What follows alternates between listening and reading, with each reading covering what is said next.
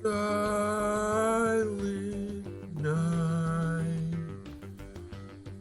deadly night. My review of Silent Night, Deadly Night and Silent Night, Deadly Night Part 2 coming right at you. Stick around. Yeah!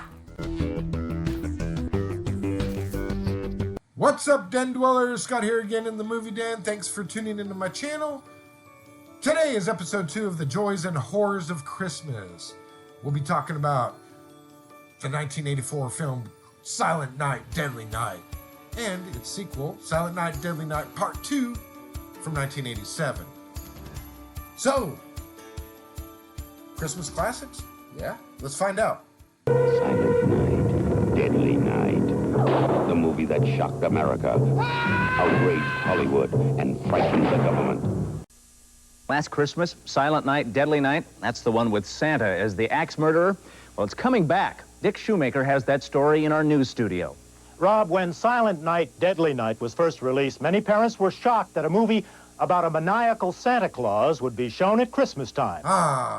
Silent Night, Deadly Night, the movie that made Santa Claus a poster child for therapy. Directed by Charles E. Sellier Jr., this 1984 Christmas slasher is a roller coaster of holiday horrors that left audiences questioning their love for Christmas and their childhood memories of Santa Claus.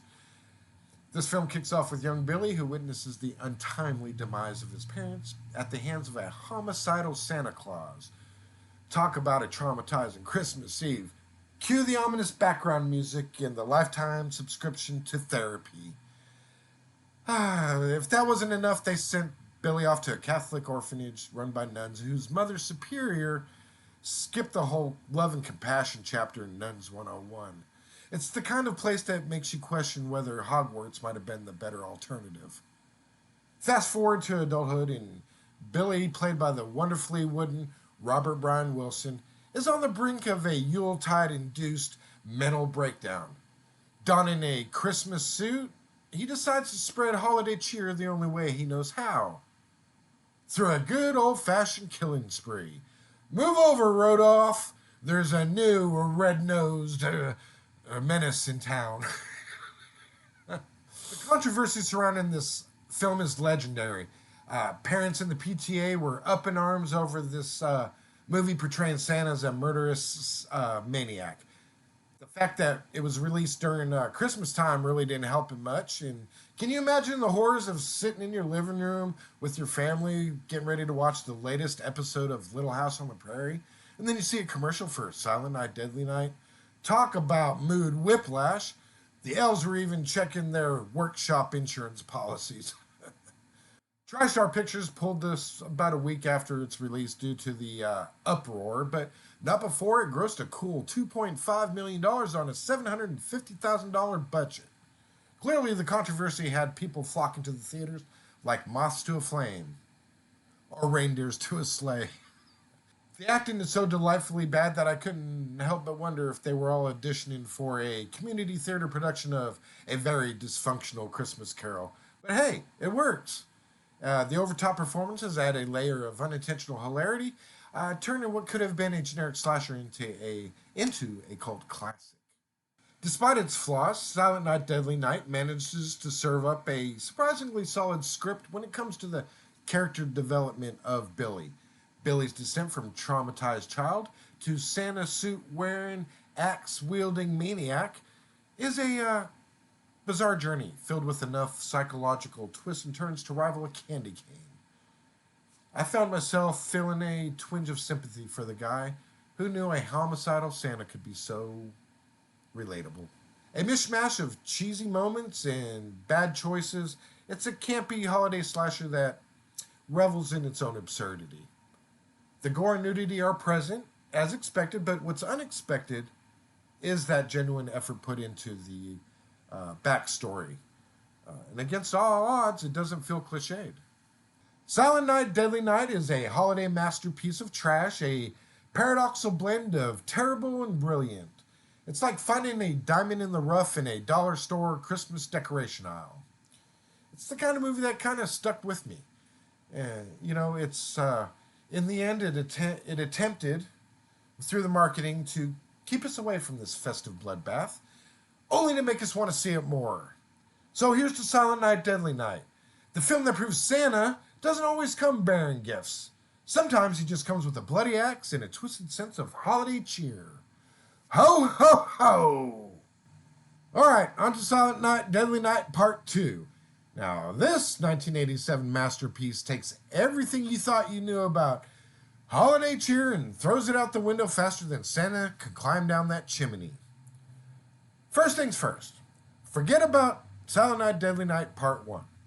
It's essentially a warm-up act for this cinematic extravaganza. Part 2 generously treats us to the best moments of the first film, packaged neatly in the form of some flashbacks. Who needs an original story when you can relive the glory of a killer Santa through recycled footage? It's like a gift that keeps on giving, or in this case, slashing. Yeah. Ricky's brother, Billy, set the stage in the first film with his own bloody escapades. And now it's Ricky's turn to shine. It's a family tradition.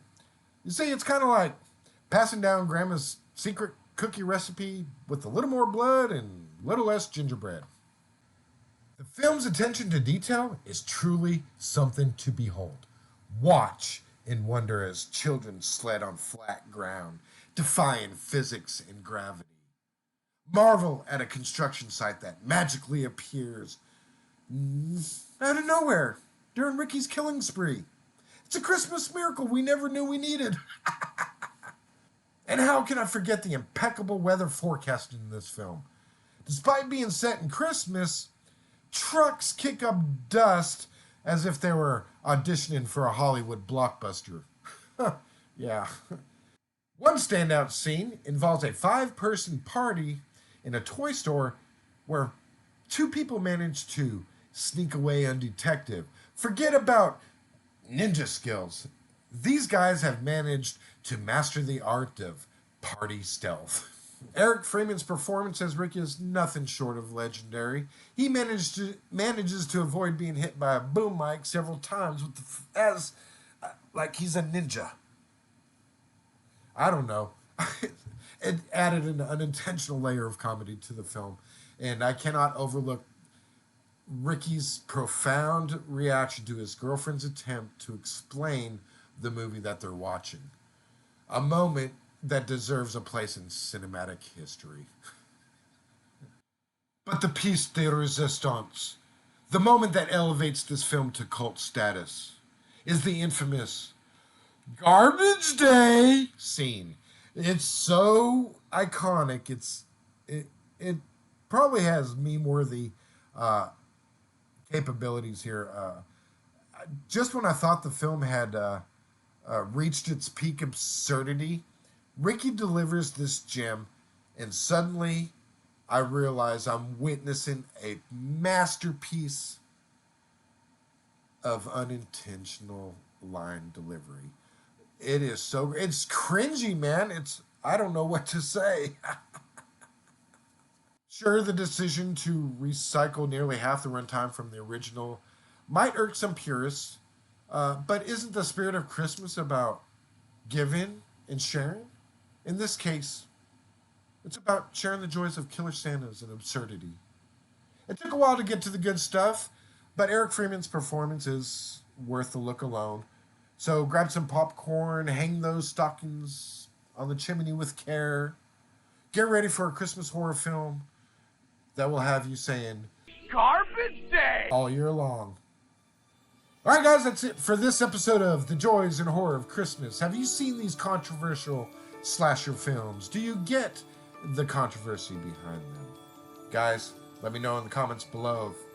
If you're a returning viewer, I appreciate you coming back. If you're new, please subscribe to be a Den Dweller and receive notifications. But you gotta hit that bell first on your way out. Please like and share with your family and friends. Merry Christmas, Happy New Year. Thank you, baby. My wife got me this, and I'm happy to wear it on this video. We'll see you on the next one, guys. I'm Scott. This is Movie Dan.